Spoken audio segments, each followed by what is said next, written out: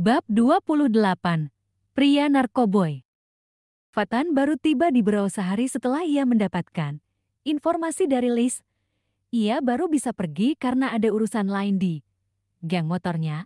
Tapi karena Fatan pergi tanpa rencana apapun, pria tampan itu belum pesan kamar di resort yang cukup dekat dengan wisata. Danau Labuan Cermin, pria itu pun masuk ke salah satu resort untuk melakukan pemesanan kamar. Begitu ia hendak memesan kamar, ada seorang pria mabuk menabraknya. "Kamu kalau berdiri lihat-lihat dong," ketus pria asing itu. "Maaf bro, bukan salahku. Kamu yang salah."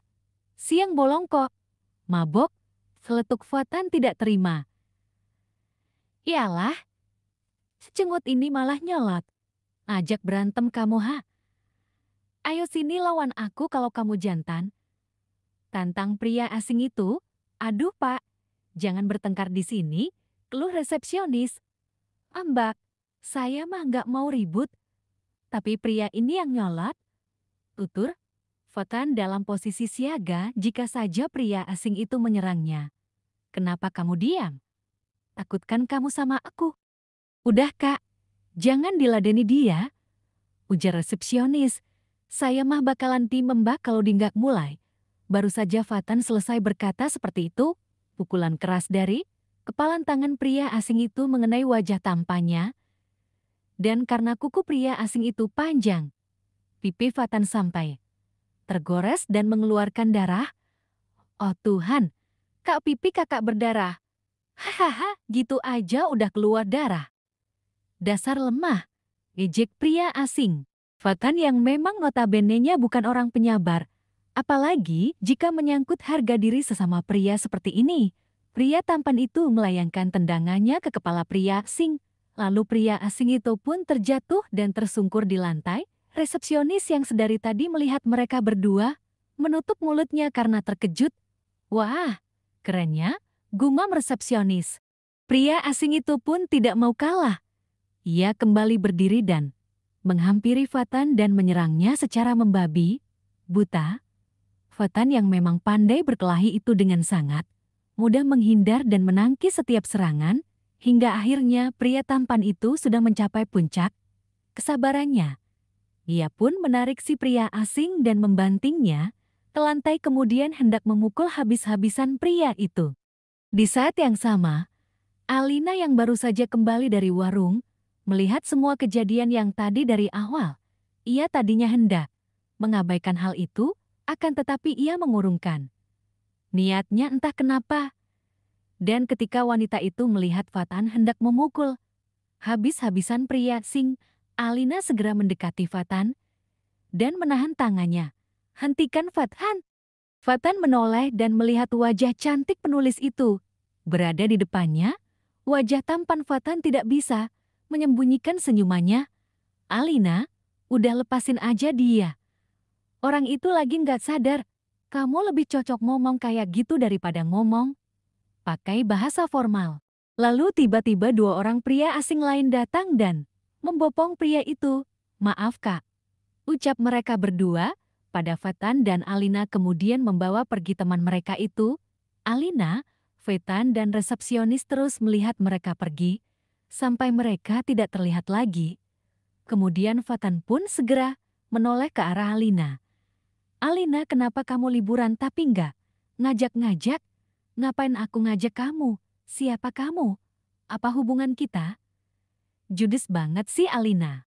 Kamu juga kok bisa tiba-tiba ada di sini? Aku tanya sama sahabat kamu yang di dekat rumah. Loh, Liz kan udah janji nggak bakal ngasih tahu siapa-siapa."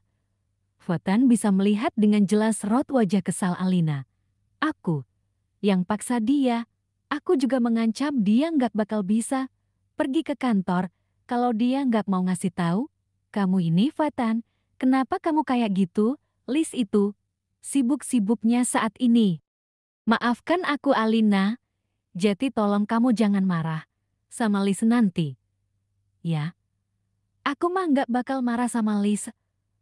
Tapi aku marah sama sikap kamu yang memaksa Liz. Aku nggak suka." "Maaf, udah Tim. Dari tadi kamu bilang maaf terus. Aku mau ke kamar. Kamu lanjutin aja apa yang kamu mau tadi.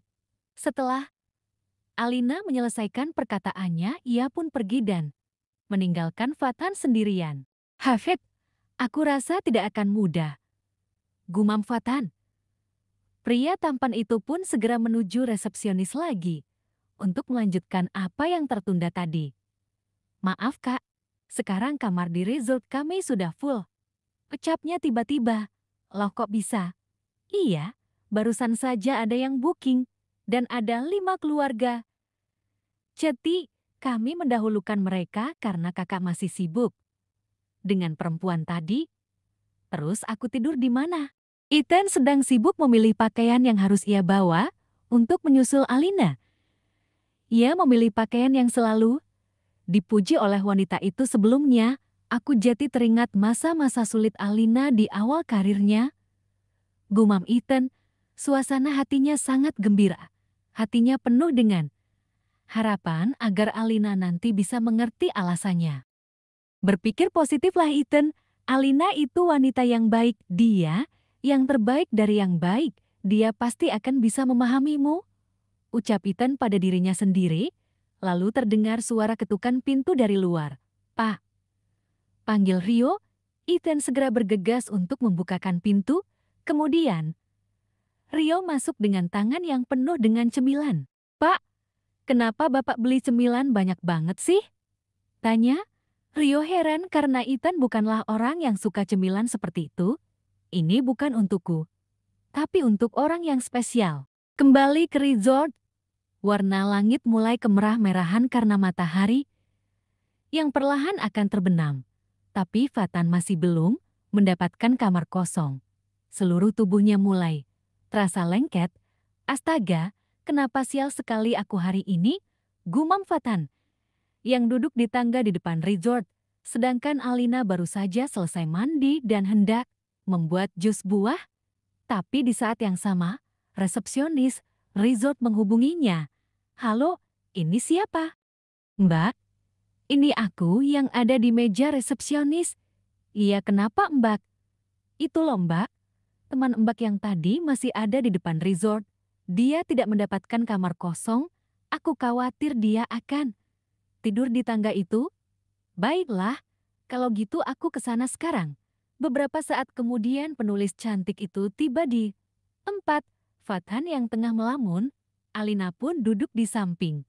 Fatan seraya menyerahkan sekalang minuman hangat. Kamu kenapa masih di sini? Aku mau menginap di sini dan menjagamu. Alina menoleh ke arah Fatan dan melihat wajah pria tampan itu untuk sesaat, kemudian kembali menatap langit yang berwarna kemerah-merahan. Kamu ini aneh. Siapa yang hendak mencelakaiku?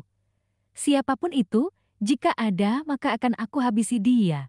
Dan jika tidak ada, maka aku akan damai melihatmu senang. Tiba-tiba jantung Alina berdegup dengan sangat cepat. Pria aneh, ucapnya singkat karena rasa gugup yang tiba-tiba menghampiri. Iya, aku memang aneh ya, tapi aku jujur padamu Alina. Aku tidak bisa kalau kamu jauh dari pandanganku. Tutur Fatan. Kalau begitu, haruskah kita tidur di kamar resort yang sama, bersambung?